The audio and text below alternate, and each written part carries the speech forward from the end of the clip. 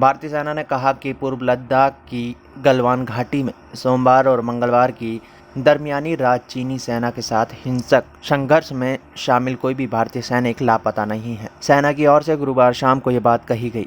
इसी बीच मामले से संबंधित लोगों के मुताबिक 3 दिनों की वार्ता के बाद चीनी सेना द्वारा 2 मेजर सहित 10 भारतीय सेना के जवानों को रिहा किया गया है। वैसे आधिकारिक तौर पर इस बारे में कोई बात नहीं की गई है। सेना ने कोई विवरण दिए बिना संक्षिप्त बयान में कहा था, ये स्पष्ट किया जाता है कि कार्रवाई में कोई भारतीय सैनिक लापता नहीं है। गलवान घाटी के हिंसक संघर्ष में भारत के 20 जवानों को जान गंवानी पड़ी थी, जबकि खबरों के मुताबिक चीन के करीब 45 सैनिकों की मौत हुई। पिछली बार जुलाई 1962 में गलवान घाटी में संघर्ष के बाद चीनी सेना ने भारतीय सैनिकों को बंदी बना लिया था। उस समय भीषण संघर्ष के बाद कम से कम 30 भारतीय सैनिक मारे गए और कई दर्जनों चीनी सेना द्वारा पकड़ लिए गए। सैन्य सूत्रों ने कहा कि चीनी सेना द्वारा सोमवार को कुल 76 सेना के जवानों के साथ बर्बरतापूर्वक हमला किया गया, जिसमें से 18 गंभीर रूप से घायल हो गए, जबकि 58 घायलों को मामूली रूप से चोट आई। उन्होंने कहा कि लेह के एक अस्पताल में 18 कर्मियों का इलाज चल रहा है, जबकि 58 अन्य विभिन्न अस्पतालों में भर्ती हैं। दरअसल आपको बता दें, भारतीय और चीनी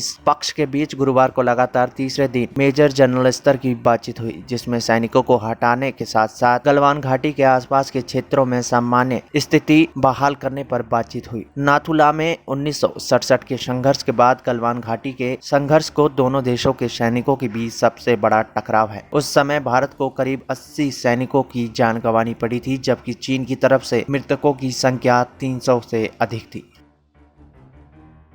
LD न्यूज़ रूम की रिपोर्ट।